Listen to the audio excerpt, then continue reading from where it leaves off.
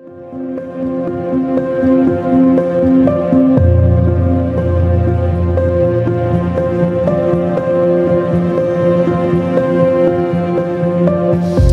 gaan vanoggend bietjie met jou 'n woord deel oor die reus in die pad.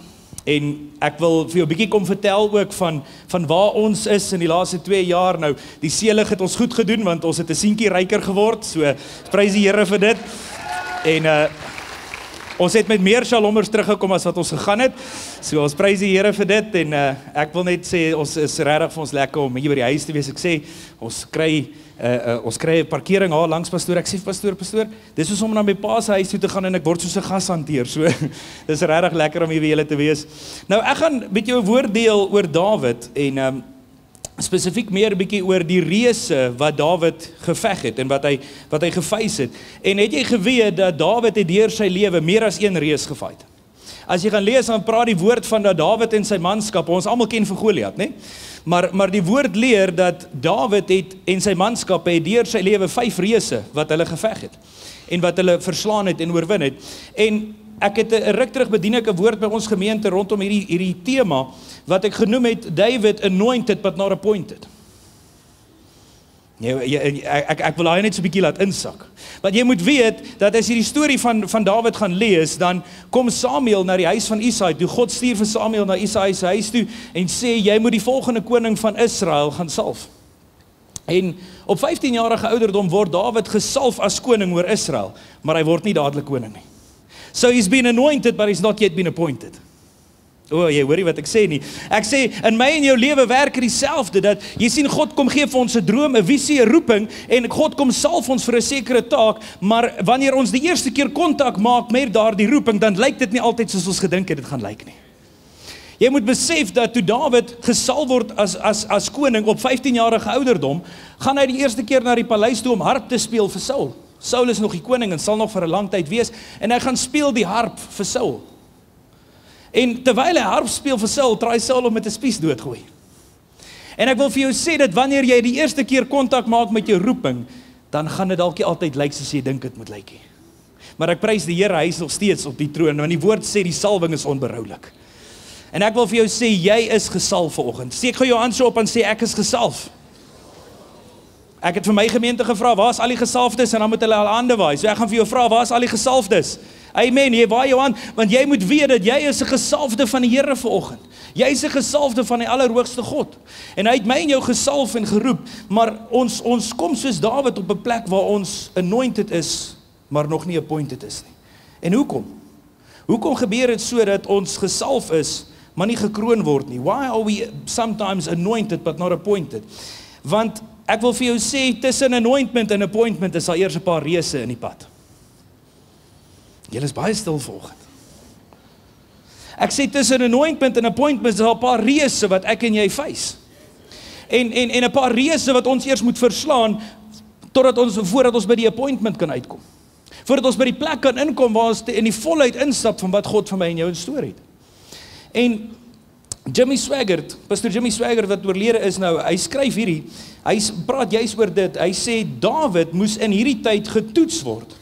Hy moes nederigheid leer, hy moes sy afhanklikheid van God leer, en hy moes leer dat God sy bron is, die een wat hom versterk en onderhou.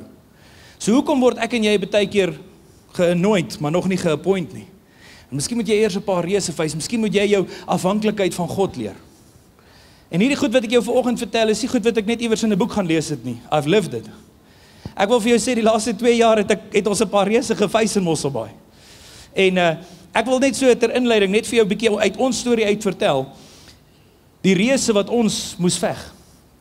Nou in 2023, September, toe kry ons die oproep, dat Mosselbaai gaan oop en ons moet aansoek doen vir hierdie beroep, en ons begin bid oor hierdie ding, en ons vra die Here, wat moet ons doen? Here, wat moet ons doen? En ons bid hard oor hierdie saak, en 'n paar dae later, kry ek skrif by die Here, wat die Here vir my sê, duidelik.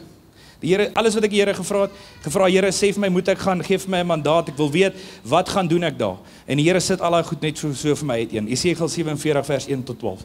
En die Here gee daai woord vir my, en ek weet ons moet gaan, en ons het so baie bevestiging gekry, die oggend wat ons hier klaar maak, sit ons, ek dink ons het daar gesit, as ek reg onthou, en pastoor, Ek kan nou nie sy naam onthou nie. Maar in elk geval, hy bedien die oggend, hy ken ons van geen kant af nie. Hy weet nie dat dit ons laaste oggend is nie, Pastor Sean van die Kaap. Wat is hy van? Wason, daar is hy. En hy roep vir my en my vrou hier voor en hy vra sal julle twee gaan opstaan. Ons sê ja, en hy ken ons nie, hy weet nie is ons laaste oggend nie. En ek sê ek onthou, ek sal dit nooit vergeet nie. Hy sê daai oggend, hy sê een ding, hy sê die Here sê ek sny die toue af dat julle kan gaan.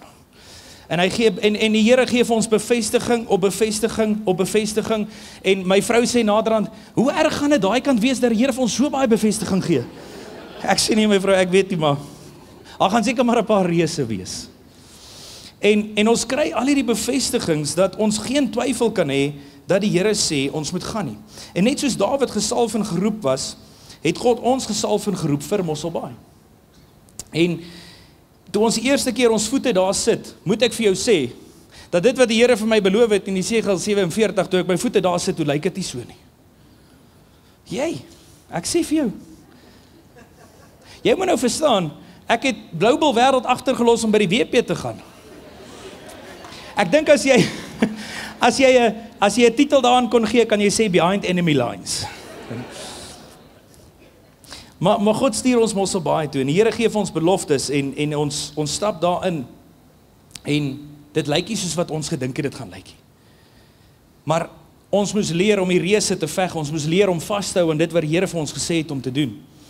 En een so reëse wat ons geveg het, was dat ons moes almal agterlos om God te volg. Ons moes alles en almal agterlos. En kan ek jou gou sê, Mosselbaai is 'n baie mooi, fantastiese plek en ek sal nie sommer terugtrek Pretoria toe nie, sorry, maar ek sal maar vir julle kom kuier. Maar Mosselbaai is 'n fantastiese plek, maar kan ek gou vir jou sê, dis 'n challenge om 1300 kilos ver te trek en my hele lewe hier gebly. 1300 kilos ver te trek, geen familie, geen vriende, ek ken niemand nie, ek ken nie die plek nie. Maar ek moes die reus face en sê, Here, ek gaan U volg. En een ding wat gebeur is, terwyl ons nog hier is en ons bid oor hierdie ding, en die Here gee my hierdie skrif, Jesegiel 47, die volgende oggend staan ek en my vrou op, ons het so 'n dagstukkie boek wat ons lees van John en Lisa Beweer, en ons maak hierdie boekie oop, en in dit praat dit oor obedience. En ek wil net vir jou lees, jy moet nou 'n gedagte hou, dis die dag nadat die Here vir ons die skrif gegee het. Ek lees gou vir jou net 'n uittreksel uit hierdie gedeelte uit, wat die Here vir ons gee daai oggend. Hy praat oor obedience en hy praat oor Abraham. Hy sê, Abraham had the courage to obey God's voice. It takes courage and a willing heart to leave the comfortable, the secure and the familiar, to allow the Spirit of God to lead us. Abraham left behind family, friends and the inheritance of man to fulfill God's calling. In order to know God, he came apart and followed God to an unknown land of God's choosing. En my vrou sê, so gaan ons see toe. En die Here bevestig vir ons. En dit is 'n challenge, maar kan ek vir jou sê, omdat ek geweet het, daar's 'n anointing, het ek gesê, Here, ons sal U volg. Here, ons sal U volg. En ek moes daai reus van, ek gaan alleen wees, al hierdie goed, ek moes daai reus slag in my lewe. En ons volg die Here en ons gaan Mosselbaai toe. En ek kan jou nou van 'n klomp ander reuse vertel, maar een ding wat ek jou nog wil vertel, ons kom in Mosselbaai aan. Nou ons kerk is so bietjie so op 'n heuweltjie. En vind ons uit dat as gevolg van oor die jare was daar baie finansiële moeilike tye waar die gemeente gegaan het. En daar word deur mense in die gemeente, ander pastore in die gemeenskap, almal word daar vir my gesê dat ons kerk staan in Mosselbaai bekend as die sukkelkerk op die heuwel. Ek sê daai stop vandag. En voor die kerk is so 3 pilare. Hier's van julle wat al daar was, wat nou sal weet die 3 pilare waarvan ek praat. En op die 3 pilare staan sulke groot eysterletters PPK. En daar word, ek hoor dat in Mosselbaai, hierdie is die kenteken van die sukkelkerk op die heuwel. Nou hoor gou asseblief, moenie verkeerd verstaan, as dit fout vind PPK nie. Dit is wat mense daarmee connected, want dit is wat jy sien as jy na die kerk kyk. En ek dink ek was 2 weke daar, toe klim ek met 'n leraar op en ek ruk al daai goed af. En daai Sondag, jy moet verstaan, ons kom in 'n kerk aan waar daar nog steeds baie tradisie is. En ek kom daai Sondag in die kerk en ek sê, om jy verstaan, ek is jonk, ek is vurig nie. Ek sê vir hulle, julle sal sien ek het die letters afgehaal. En as jy hulle soek, kom vra my, ek sal jou sê waar op jy as gehad om hulle te kry. Daar was 'n paar tannies wat kwaad was, maar so right. Want hoekom? Want ek besef, ons moet hierdie reus van die sukkelkerk op die heuwel moet ons sy kop afkap. Want ek gaan nie dat mense dit oor ons gemeente spreek nie. 2 maande later verander ons die naam van die kerk na Shalom Mosselbaai toe. En ons begin spreek wat Shalom is. Ons sê nothing missing, nothing broken, peace, joy, health, wealth, absence of agitation and absence of discord. En nou wanneer mense praat van daai gemeente, dan spreek hulle nie meer sukkel nie. Hulle sê nie meer sukkel kerk op 'n heuwel nie, hulle sê Shalom. Hulle sê peace. Hulle sê joy. En ons slag daai ding. Ek sê jou daai Sondag kom daar so heilige toornigheid oor my in daai kerk en ek bestraf daai ding. En ons sien hoe die Here begin veranderinge bring. Ons sien hoe die Here vir ons groot deurbrake bring. En in 2018, voordat ons daar was, Pastor Jan en Natasha Besuidenhout, wat voor ons daar was, fantastiese 2 mense, die Here stuur hulle so is daarna toe. Ek wil jou net gewys hoe werk die Here met 'n plan. 2018 kom Pastor Jan en Natasha daar, daai kerk is baie in tradisie en die vrouens dra hoedens, daar's 'n boks by die deur. As 'n vrou nie 'n hoed het nie, gee hulle jou een. Pastor Jan vertel my, hy kom Oktober 2018 daaraan en hy sê Desember toe hy verjaar, toe koop die kerk vir hom 'n soet dat hy in 'n soet moet preek. Hulle sê vir my, jy sal in 'n soet preek. En daar's tradisie en die Here stuur daai 2 fantastiese mense soontoe om daai tradisie te gaan afbreek, om die grond te lê, om die grond voor te berei vir dit wat die Here nou doen. En ek gaan jou nou 'n bietjie vertel van die blessings wat die Here vir ons gee en wat die Here ons nou in laat stap. Maar ek bel vir Pastor Jan in die week. Ek sê vir Pastor Jan, ek wil jou net gou vertel wat die Here alles doen. Ek sê en ek wil jou eer daarvoor want jy het die saad gesaai van dit wat die Here nou doen. Ek sê vir hom ons pluk die vrugte van dit wat die Here nou doen. Jy moenie vir een oomblik dink ek is oulik of my vrou is oulik, maar jy moenie vir een oomblik dink dis ons nie. Ek sê vir jou die Here het met 'n plan gewerk. En die Here het daai gemeente, het die Here ons soontoe gestuur vir 'n tyd soos nou. En die Here het al lank al die grond voorberei sodat ons daar kan kom en die laaste giant se kop kom afkap sodat ons kan instap in die appointment in. En dit wat die Here vir ons instoor het. En ons het regtig in hierdie tyd geleer om op God se tyd te wag. Hy is nie maklik nie. Ons het geleer om op God se tyd te wag. Ons het geleer om op die wysheid van God staat te maak. In daai skrif wat die Here my gee in Jesegiel 47 staan daar 4 keer. Jy moet van my afhanklik bly. 4 keer wat die Here dit vir my sê en ek besef, Here, ek gaan nie hierdie in my eie krag kan doen nie, maar ek moet van U afhanklik bly. En die Here kom lê al hierdie goed vir ons so uiteen. En in 2 jaar, ek wil net gou dit sê, voordat ek dit sê, ek wil vir jou net dit sê. Dit wat ek nou vir jou gaan sê, moet asseblief nie dink ek brag, moet asseblief nie dink nee. Paulus sê, hy sê ek kan nie roem in myself nie, hy sê maar ek roem in wat hy doen. Ek wil jou net vanoggend vertel wat het gebeur toe ons die reus identifiseer en ons sy kop afkap. En ons sê Here, ons gaan doen wat U nou vir ons vir hierdie gemeente het. En in 2 jaar gaan daardie kerk van 'n sukkelkerk op 'n heuwel. Wat op 'n Sondag, ons het 'n karwag, ons het nie heining om die kerk daai tyd nie. Ons gaan van 'n kerk wat op 'n Sondag nie R150 se offerande kan opneem om ons karwag te betaal nie. Dat die bestuursraadlede wat die geld tel na die tyd geld uit hulle eie sak uit moet haal om net die karwag te betaal. Die reine waarheid wat ek jou nou vertel. Ons gaan van daai kerk na 'n kerk wat November laas jaar die Here ons gebless het met R150,000 om stoele soos dit waarop jy nou sit in ons kerk te sit. Dit raak beter. Dis 'n kerk wat so pas, sonder 'n sent se skuld. Ons perseel is groot, dis 1.096 hektaar. Die Here bless ons om 'n R300,000 se heining om ons kerk te sit sonder 'n sent se skuld. Ons is huidiglik tans besig om 'n renovation van ons kerk te doen. Ons dak moet reggemaak word. Dit kos ons R90,000. Die Here sê hier is die geld. Die Here help ons om daai hele kerk oor te doen. Hulle is nou besig. Vanoggend is actually die eerste diens van dat hulle die kerk uitgeverf het en goed. En die Here help ons om 'n amper R600,000 se projek af te handel sonder 'n sent se skuld. Want hoekom? Because we identified, ons het geïdentifiseer die sukkelkerk op Bewel en ons slag daai reus se kop en ons sê, ons sal nie meer sukkelkerk wees nie, but we will be Shalom. Hoekom vertel ek hierdie goed vir jou? Want ek wil vir jou sê dat in ons eie lewe moes ons besef tussen anointment en appointment is daar 'n paar reëse wat ons moet face. En in jou lewe is daar 'n paar reëse wat jy moet face. Die Here het jou 'n roeping en 'n droom gegee en die Here kom roep jou om vir hom te werk. Om 'n sekere ding te doen en daar's 'n paar reëse wat jy eers gaan moet face. En ek gaan vanoggend vir jou 'n paar reëse gaan ek vir jou noem. En ek wil hê jy moet hierdie saam met jou dra en as jy notas vat, moet jy hierdie nou neerskryf. How you respond between anointment and appointment determines if you make it to the palace. How you respond between anointment and appointment determines if you make it to the palace. want glo vir my, daar gaan reëse wees. En ek wil 'n paar reëse vir jou noem. En ek vra die vraag, watter reës staan in jou pad? Nou kan ons begin preek. Watter reës staan in jou pad? En ek gaan net 4 vir jou noem vanoggend. Die eerste een wat ek vir jou wil noem is vrees.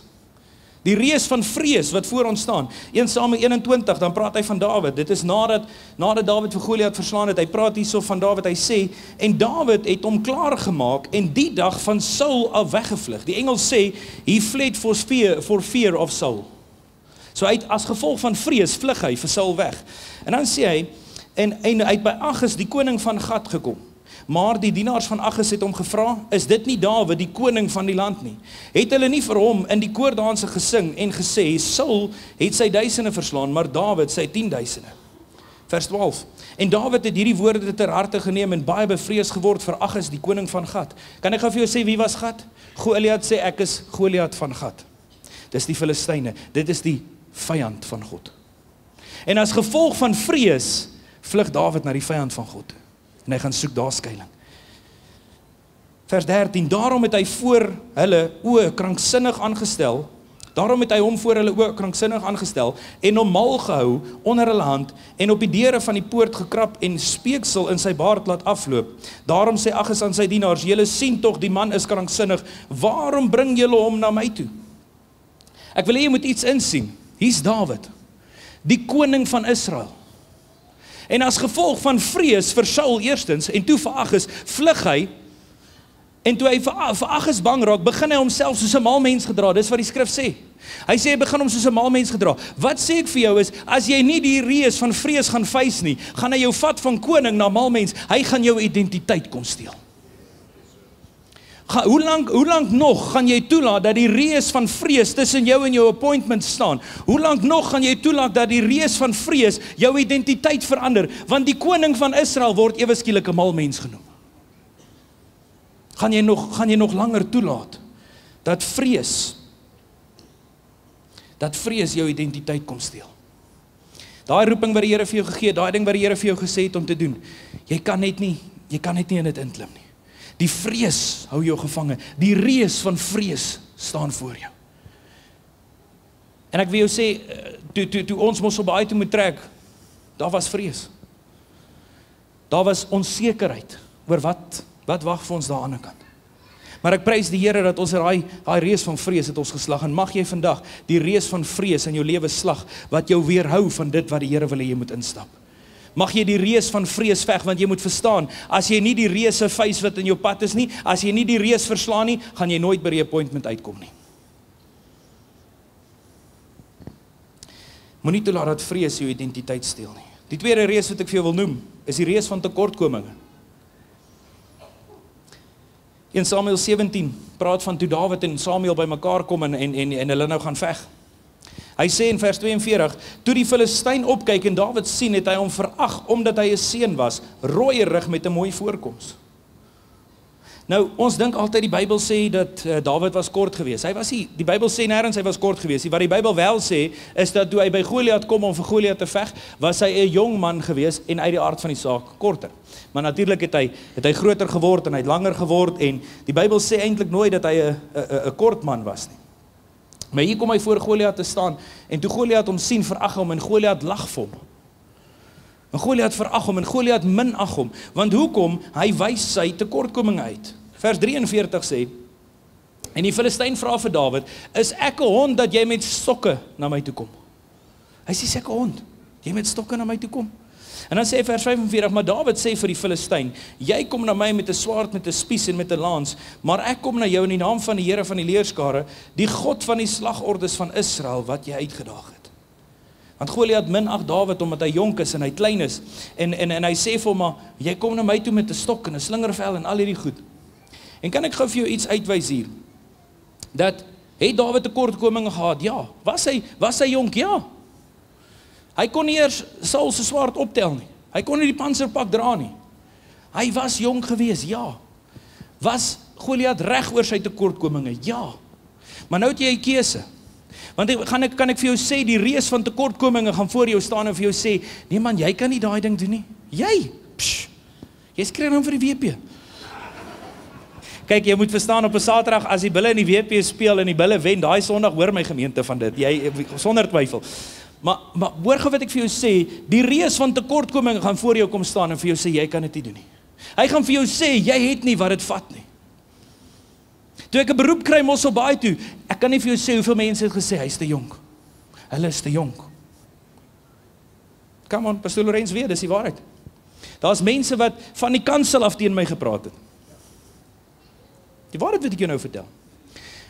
En hoekom? Want was ek jonk? Ek is dalk nog, ek glo vir Here ek is nog steeds jonk. Jy sien daai skrif wat sê, hy sê julle jonges sal gesigte sien, julle oues sal drome droom, ek sien nog gesigte, okay. So, as jy drome droom, weet ek nie of jy oud is nie, maar hoor wat ek vir jou sê, my tekortkominge word uitgewys. En nou het ek soos Dawid, het ek en jy 'n keuse wanneer ons tekortkominge uitgewys word. En Dawid het nie, toe Goliat vir hom sê, man, jy kom met 'n stok en jy kom met 'n slingervel. Het Dawid nie vir hom gesê, ja my vriend, maar het jy al gesien hoe swaai ek 'n slingervel? Nee, hy sê, maar Dawid sê vir die Filistyn, jy kom na my met 'n swaard en 'n spies en 'n lans, maar ek kom na jou toe in die naam van die Here. Want dan sê die skrif ook, dan sê in 2 Korintiërs, hy sê, hy het egter vir my gesê, my genade is vir jou genoeg, want my krag kom juis in jou swakheid tot volle verwesenliking, daarom sal ek baie liewer oor my swakhede spog, sodat die krag van Christus voortdurend deur my kan werk, want waar ek swak is hy sterk. Want wanneer die reus van tekortkominge voor my kom staan, dan sê ek, ja, ek kom na jou toe met 'n slingervel, en maar weet jy wat, dis nie ek wat jou gaan veg vandag, dis hy wat jou gaan veg. Ek kom na jou toe in sy naam. Wat is die reus van tekortkoming wat voor jou kom staan? Wat vir jou wil kom vertel, jy is nie goed genoeg nie. Wat is daai reus wat jy moet veg? Besef vandag, gaan nie oor jou nie, gaan nie oor wat jy kan doen nie. Dit gaan bloot oor, gaan jy toelaat dat God deur jou werk? Wat is die tekortkoming wat die duiwel jou mee konfronteer? Die volgende reus wat ons face, is die reus van ongehoorsaamheid. Wanneer ons anoint word, maar nog nie appoint word nie, verwag God van my en jou gehoorsaamheid. Jy moet verantwoordelik wees met jou roeping. Die skrif sê, wandel waardig die roeping. As ek praat van roeping, bedoel ek nie net hier op 'n verhoog staan nie, maar die Here het vir jou 'n roeping gegee. Jy sien, as mense met wie jy omgaan, met wie jy die evangelie moet deel, met wie ek en Pastoor Lorenz nooit eers sal praat nie. Want die Here praat nie net van 'n roeping van hier op die verhoog staan nie, maar hy het vir elkeen van ons 'n roeping gegee. Hy het vir jou 'n salwing gegee. Hy het vir jou 'n roeping gegee. En wanneer ons anoint is, maar nog nie 'n point is nie, dan verwag God van ons gehoorsaamheid. As een so man wat nie gehoorsaam was nie. En sy naam was Jona. En ek hoef jy te vertel wat met Jona gebeur het nie. Maar Jona is op pad, die Here sê vir hom, gaan Nineve toe. And there was an anointing, daar was 'n salwing om Nineve toe te gaan. En die Here salf hom vir dit. En omdat hy ongehoorsaam is, klim hy op 'n skip en hy vlug. En hulle gooi hom oorboord en die woord sê 'n groot vis het hom kom insluk. Nou daar in Mosselbaai, kyk ons, dis nou whale season. Ons sien die walvisse spring en ek draai net bietjie jaloers maak dat jy kom kuier. So maar hy sê 'n groot vis sluk hom in. En ek wil jou vra vanoggend, as jy gaan ongehoorsaam wees aan die stem van God oor jou roeping, wat is die vis wat jou gaan insluk? Wat is die vis wat jou gaan insluk wanneer jy ongehoorsaam is? Is dit dalk jou sonde? Is dit dalk jou geld? Gaan jou geld die vis wees wat jou insluk? Is dit verkeerde vriende? Is dit verkeerde keuses wat jy maak? Wat is die vis wat jou insluk wanneer jy ongehoorsaam is? Jona, toe die vis hom insluk, repent hy voor die Here en die Here gee hom 'n tweede kans en hy gaan Nineve toe en hy gaan doen wat God vir hom gesê het. En ek wil jou sê, as jy vandag hier sit en jy voel, ja, ek was ongehoorsaam, wil ek vir jou sê, ek prys die Here dat daar's vir jou 'n tweede kans. Daar's vir jou 'n tweede kans, die salwing is nie weg nie. Maar as jy kan soos Jona repent voor die Here en jy sê, Here, ek is jammer dat ek hierdie roeping, hierdie salwing wat jy vir my gegee het, Here, ek is jammer dat ek ongehoorsaam was, dan wil ek vir jou sê dat die woord van God sê, daar's 'n tweede kans vir jou. En jy kan vandag regmaak met die Here en sê, Here, ek kom terug, ek sal gehoorsaam wees. Deuteronomium 28:1. Hy sê, as jy goed luister, hy praat van die volk Israel, hy sê, as jy goed luister na die Here jou God, en jy gehoorsaam aan al sy gebooie, wat ek jou vandag gee, en jy lewe daarvolgens, sal die Here jou God jou oor al die nasies van die aarde stel. Want wanneer ek gehoorsaam is, I will get to the appointment. I will get from anointment to appointment. Israel is hierdie nasie van God, wat God gesalf het as sy nasie, gekies het as sy nasie. En as hulle, hierdie woord sê hy duidelik, hy sê as hulle gehoorsaam kan wees aan God se stem, hy sê dan sal ek jou aanstel oor die aarde. En die Here wil vir my en jou vandag dieselfde kom sê, I have anointed you. And if you can be obedient, as jy kan gehoorsaam wees, hy sê ek sal jou aanstel. You will get to the appointment. Julle nog met my? Die laaste reis is ander mense. Ek praat nie net van lang mense, Pastor Eddie, jy's alright, jy's veilig. Maar ander mense. Toe Samuel vir Dawid kom salf as koning, God stuur hom na die huis van Isaai, God sê, gaan salf die koning. En elke keer dan laat Isaai al sy seuns voor hom verbygaan, en dan sit hierdie groot man, en hy's 'n warrior, en dan dink Samuel, yes, hierdie man, en dan sê God vir hom, nie hy nie. Nie hy nie. En uiteindelik, toe hulle klaar is, en 7 seuns voor hom verby is, toe sê God, toe sê Samuel, hy sê, maar is daar nie nog 'n seun nie? En Isaai sê, ja, daar is nog een wat skape oppas. Jy moet besef, dat Isaai, Dawid se eie pa, het hom nie belangrik genoeg geag, om hom eers in aanmerking te bring vir die anointment nie. Sy eie pa het hom geminag, want hy is maar 'n ou skaapwagter. En mense gaan my en jou minag, en ons moet daai reus slag. Maar weet jy wat gebeur? Samuel sê, toe Isaai sê, ja, daar is nog een. Hy sê, gaan roep hom. Hy sê, want ons sal nie aan hierdie tafel sit en eet voor hy gekom het nie. Wat wil ek vir jou sê? Wanneer God jou gesalf het, wanneer God jou geroep het, die roeping, die salwing op jou lewe is onberoulik. En as jy kan gehoorsaam bly aan God, ander mense sal nie die salwing op jou lewe steel nie. Maar ek wil vir jou sê, vandag kom God en hy sê, ons sal nie sit aan hierdie tafel en eet, totdat hulle in daai salwing ingestap het nie. Want die salwing is onberoulik op jou lewe.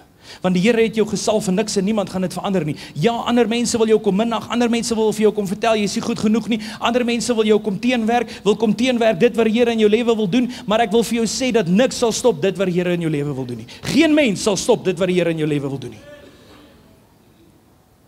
Na hy anoint is, sien ons later in 1 Samuel, kom hy by die oorlog aan, waar hy nou vir Goliat ontmoet. En hy kom by sy broers om vir hulle kos te vat.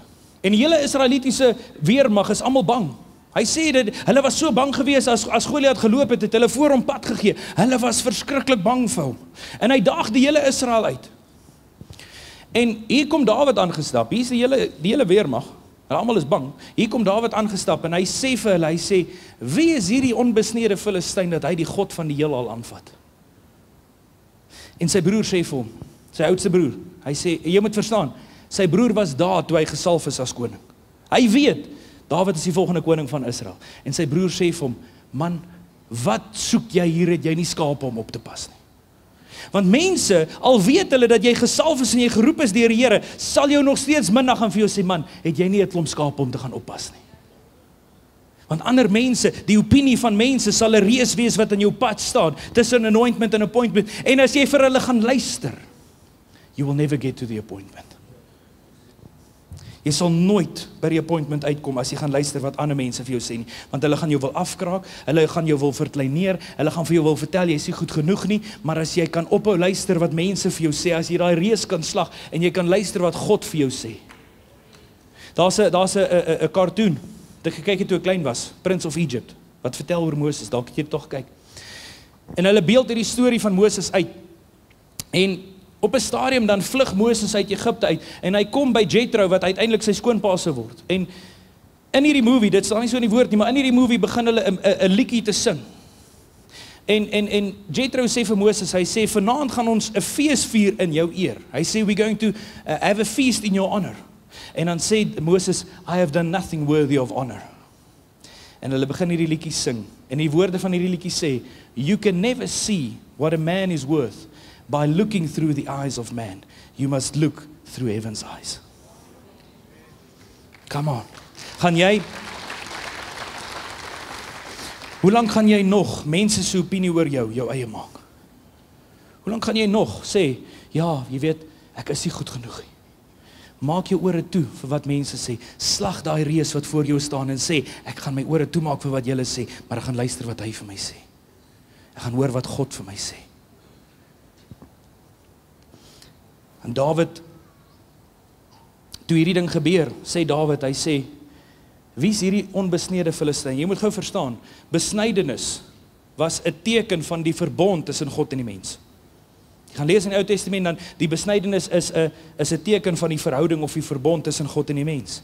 En wanneer Dawid sê, wie is hierdie onbesnede Filistyn? Wat hy eintlik sê is, wie is hierdie man wat ons kom uitdaag, wat nie eers in verhouding staan met God nie? Ek wil jou sê, mense gaan goed oor jou sê, mense gaan goed oor jou spreek, hou op, luister wat hulle sê, hou op, hoor wat hulle sê, maar maak jou ore toe daarvoor, slag die reus en sê, man, wie is hierdie onbesnede Filistyn, die een wat nie eers in verhouding staan met God nie, die een wat my geskep het, die een wat vir my gesê het wie ek is, die een wat my in my moederskoot aan mekaar geweef het, kom ek luister liewer wat hy oor my sê. En die Here wil jou kom oprig, die Here wil jou kom help om daai reus te veg. Dit is vir my kom speel asseblief. En nou gaan ek wil kortliks met jou deel, hoe verslaan ek die reus? Daai reuse, ek het 'n paar vir jou genoem vanoggend, maar daar mag daar ook ander reuse wees wat in jou pad staan. En hoe verslaan jy vanoggend daai reuse wat in jou pad staan? En ek gaan 3 goed vir jou noem vanoggend. Die eerste een is identifiseer jou reus. Jy moet hom identifiseer. Jy sien toe Dawid by die oorlog aankom, die eerste ding wat hy vra is, hy sê, wie is hierdie onbesnede Filistyn? Hy sê, wie is hy? Want jy kan nie jou reus effektief veg as jy nie weet wie hy is nie. Jy sien, dit gaan terrible in jou huwelik en dit lyk of alles verkeerd loop en dan sê ons soos Adam, Here, hierdie vrou wat U my gegee het. Maar eintlik ly jy aan verwerping. Eintlik het jy nog nie gedeel met jou eie seer nie en daarom elke keer wanneer jou vrou net iets sê, Jessie, dan gou jy al. Maar eintlik is dit verwerping. En jy dink die reus in die pad is, Here, hierdie vrou wat U my gegee het, maar dis die verwerping, die seer, die pyn waarmee jy nog nie gedeel het nie. Niks wat jy doen, niks wat jy aanpak, is 'n sukses nie, dit misluk elke keer. En jy sê, maar Here, ek is seker maar net nie goed genoeg nie. Terwyl die eintlike reus wat in jou pad staan, is die feit dat jy dit in jou eie krag probeer doen, en jy nie op hom vertrou nie. So nommer 1, identifiseer die reus. Weet wie die reus is wat in jou pad staan. Vra God om jou te help om daai reus te identifiseer sodat jy hom kan verslaan. Nommer 2, kry die regte perspektief oor jou reus. Toe Goliat Israel uitdaag, is Saul en die res van die volk bang.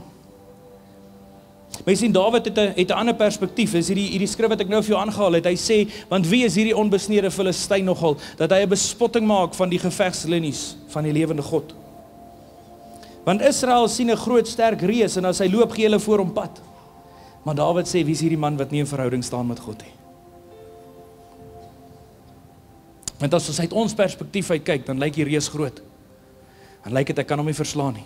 Maar wanneer ek soos Dawid besef, dit gaan nie oor my nie, maar dit gaan oor wat kan God doen, dan lyk die prentjie 'n bietjie anders.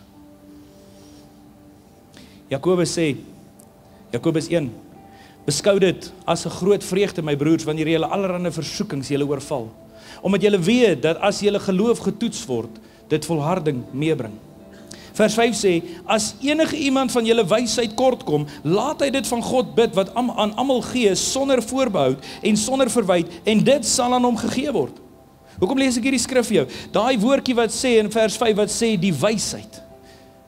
Jy sien wat vers 2 en 3 eintlik sê, hy sê, beskou dit as 'n groot vreugde, my broers, wanneer allerlei versoekings julle oorval. Hy sê, beskou dit as 'n groot vreugde, wanneer daar 'n reus voor jou staan. Maar dan is dit belangrik, vers 5, dat jy hom bysit. Want hy sê, jy moet bid vir wysheid, dat God jou wysheid sal gee. Ek wil vir jou sê, in hierdie 2 jaar, en veral daar aan die begin, en daai eerste paar maande, het ek in situasies ingestap, wat ek nog nooit in my lewe mee gedeel het nie. Na ons 6 maande daar is, toe sien ons pastoor Lorenz, ek sit by hulle aan tafel, ek sê, pastoor Lorenz, pastoor Mariet, ek wil net vir julle sê, ek is jammer, ek het nooit besef, die grief waarmee julle elke dag deel, en ek is jammer vir die grief wat ek julle gegee het. En ek kom in situasies waar my wysheid val kort. Want my perspektief van hoe ek hierdie reus sien, sal nooit genoeg wees om hom te verslaan nie.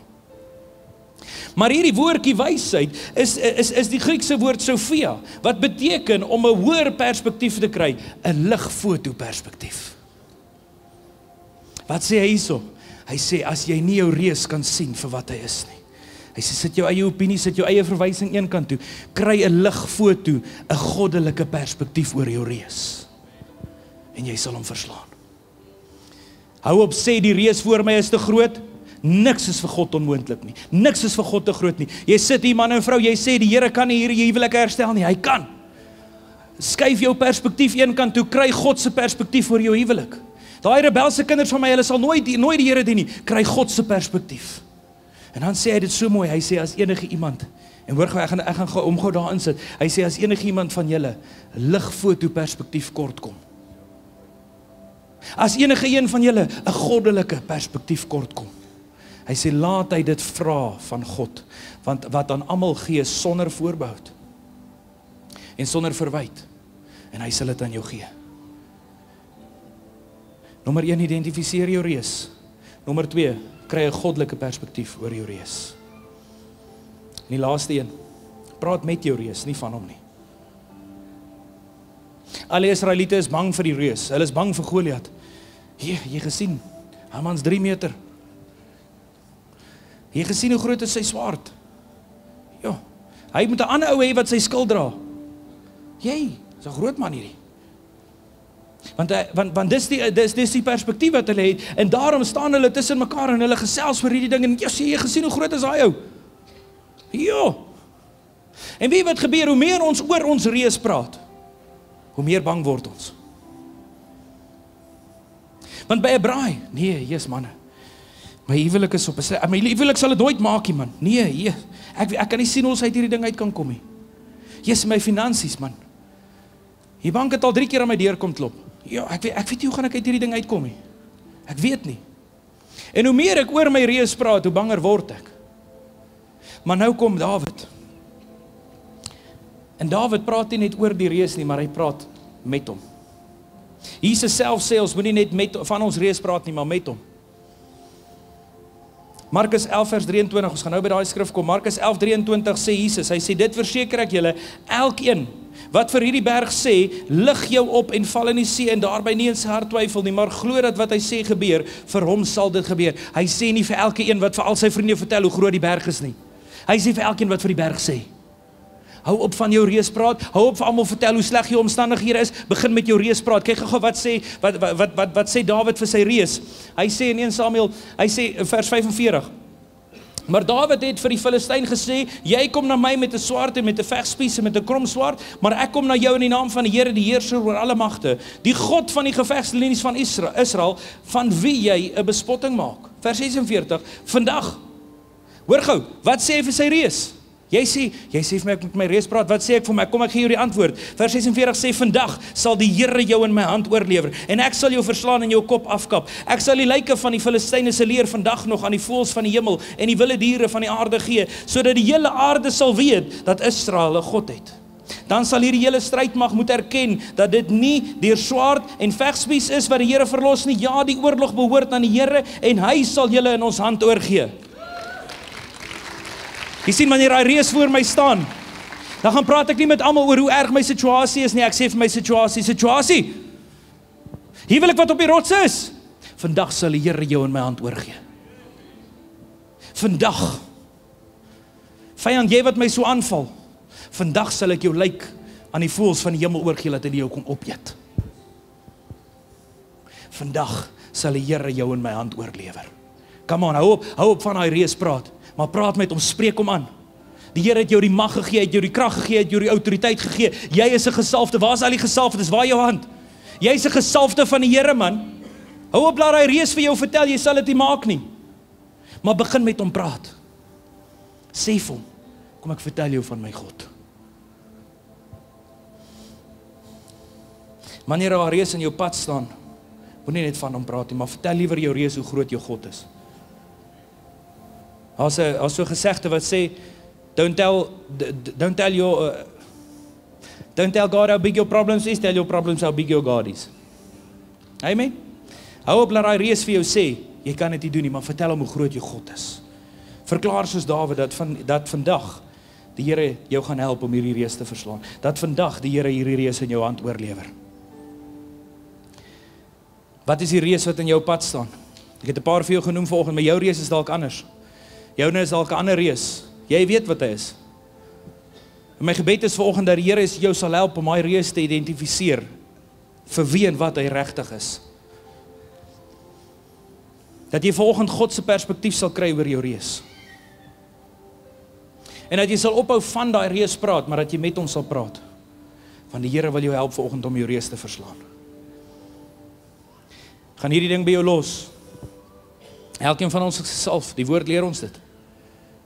Elkeen van ons is gesalf. Jy is gesalf, jou salwing is anders as 'n ander ou se, maar elkeen van ons is gesalf. Hy sê wanneer ek die Heilige Gees het, dan is ek 'n gesalfde van die Here. Elkeen van ons is gesalf.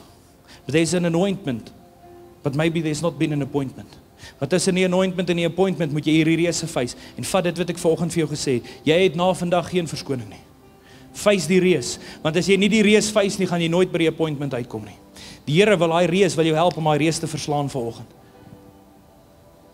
Moenie langer dat daai reës in jou pad staan nie.